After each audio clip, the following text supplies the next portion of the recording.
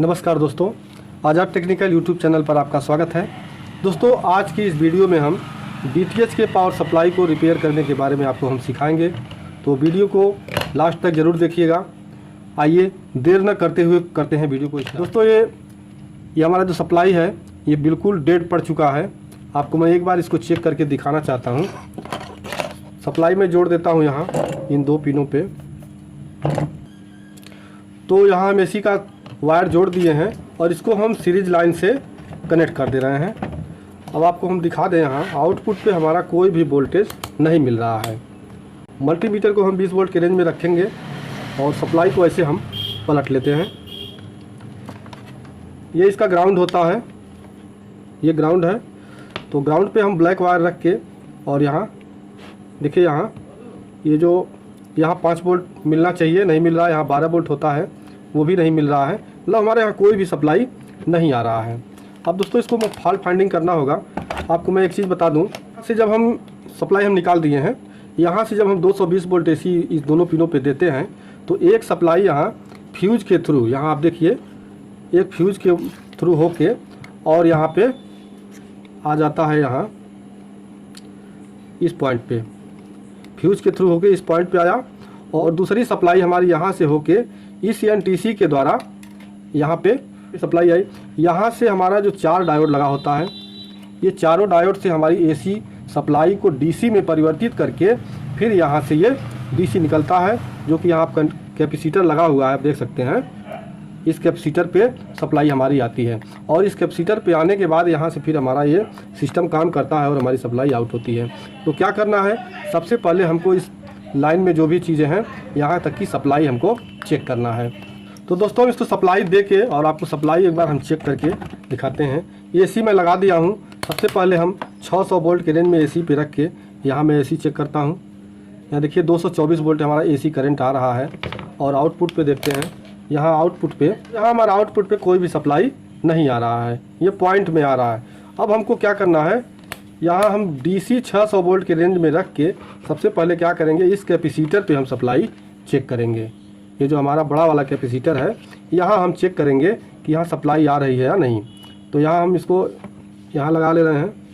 Sorry, ये उल्टा है, माइनस इसका इधर है।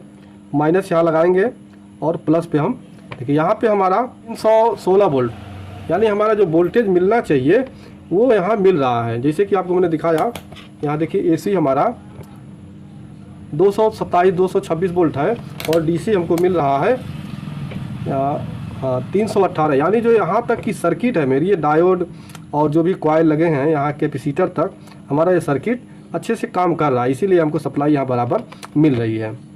लेकिन ऑन क्यों नहीं हो रहा है, अब इसको देखने के लिए क्या करेंगे, हम ग्राउंड पे यहाँ ऐसे सप्लाई लगा लेंगे। ये ग्राउंड पे लगा के और सबसे पहले जो ये ड्राइवर का पिन है, इस ड्राइवर के पिन पे हम चेक करेंगे।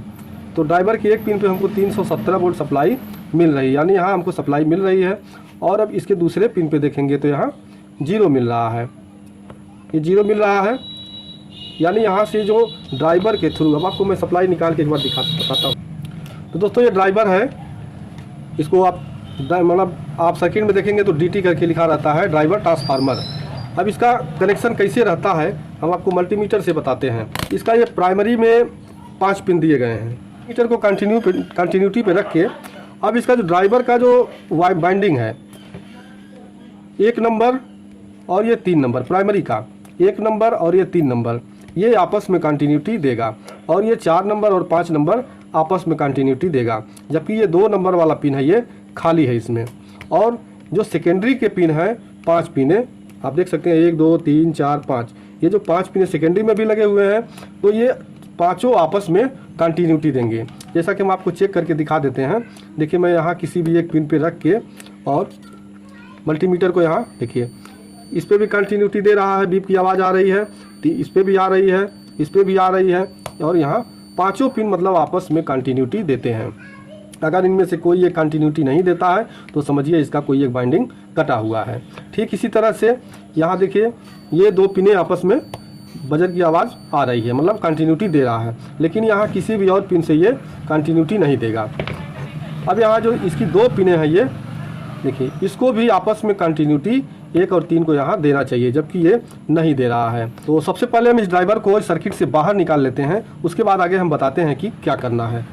तो दोस्तों इस पंप के माध्यम से और आयरन के माध्यम से इस ड्राइवर को मैंने बाहर निकाल दिया है। अब बाहर निकाल के हम एक बार इसको फिर से चेक कर लेते हैं।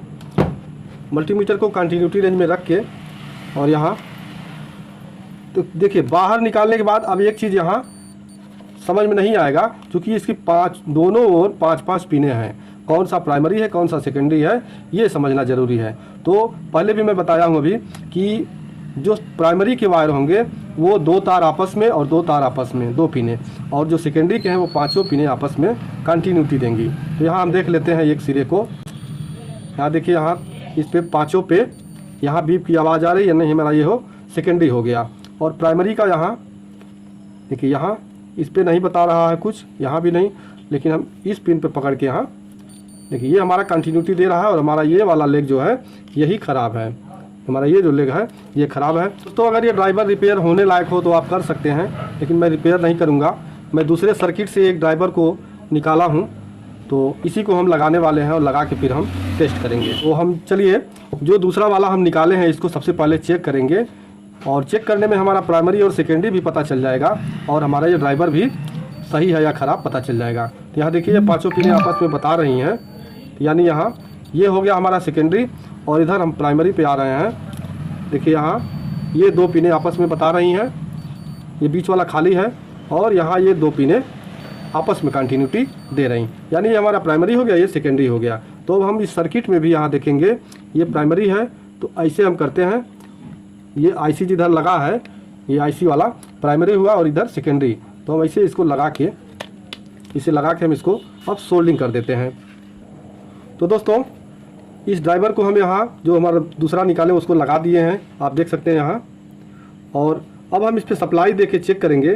तो सप्लाई देने से पहले बता दें कि यहाँ जो ये वायर निकला होता है 6 वायर, यहीं से हमारा सप्लाई निकल के और कार्ड को जाता है। तो यहाँ सप्लाई क्या होती है, तो यहाँ पे हमारा जो आउटपुट 5 वोल्ट, 12 वोल्ट और 22 वोल्ट, 3.3 वोल्ट यहाँ से निकलता है। और इसके जो ये 2 नंबर और 5 नंबर ये 2 पिने हैं ये ग्राउंड की होती हैं। बाकी यहाँ इन 3-4 पिनों से सप्लाई हमको मिलती है। तो आइए हम सप्लाई लगा के चेक करते हैं कि हमारा सप्लाई ये ओके हुआ या नहीं। तो दोस्तों यहाँ हम सप्लाई इसको लगा चुके हैं और इसके अब आउटपुट पे हम वोल्टेज चेक करते हैं। तो आउटपुट चेक करने के लिए मल्टीमीटर को हम रखेंगे 20 वोल्ट के रेंज में, और यहाँ हमारा जो ये 2 नंबर पिन ग्राउंड है, ये 2 नंबर पिन ग्राउंड है। तो 2 नंबर पे हम माइनस वाला वायर रख ले रहे हैं, और यहाँ 1 नंबर पे देखते हैं, यहाँ देखिए 3.3 वोल्ट होना चाहिए, लेकिन यहाँ देखिए वो 3.28, यानी ये जब लोड पड़ता है तो ये अपना एक्यूरेट हो जाता है। और यहाँ जो 3 नंबर पे है हमको देखिए 12 वोल्ट मिलना चाहिए, 13.86 आ रहा है, यानी ये जब हमारा कार्ड जुड़ेगा इससे तो इसके ऊपर लोड पड़ेगा, तो जब लोड पड़ेगा तो हमारा सप्लाई जो 12 वोल्ट है वो एक्यूरेट हो जाएगा। और यहाँ 4 नंबर पे देखिए यहाँ ये चूँकि 20 वोल्ट के हमारा रेंज में है और 22 वोल्ट से ऊपर सप्लाई होता है इसलिए कट जा रहा है। तो हम देखिए 22.2, यानी यहाँ भी हमारी सप्लाई जो है एकदम एक्यूरेट हो चुकी है। ये हमारा ग्राउंड होता है, और यहाँ फिर हमारा ये देखिए ये 3.28, यानी हमारी जो ये सप्लाई है अब बन के एकदम रेडी हो चुकी है। तो इस तरह से आप SMPS का ये फॉल्ट आराम से निकाल सकती है। ड्राइवर का फॉल्ट बहुत रियर केस में आता है, बहुत जल्दी फॉल्ट मतलब ये कम देखने को मिलता है, लेकिन अगर इस तरह का फॉल्ट आता है तो आप ड्राइवर का इस तरह से कंटिन्यूटी चेक करके और इसको आराम से इसका प्रॉब्लम सॉल्व कर सकते हैं। तो चलिए मिलते हैं नेक्स्ट वीडियो में, तब तक के लिए जय हिंद, वंदे मातरम।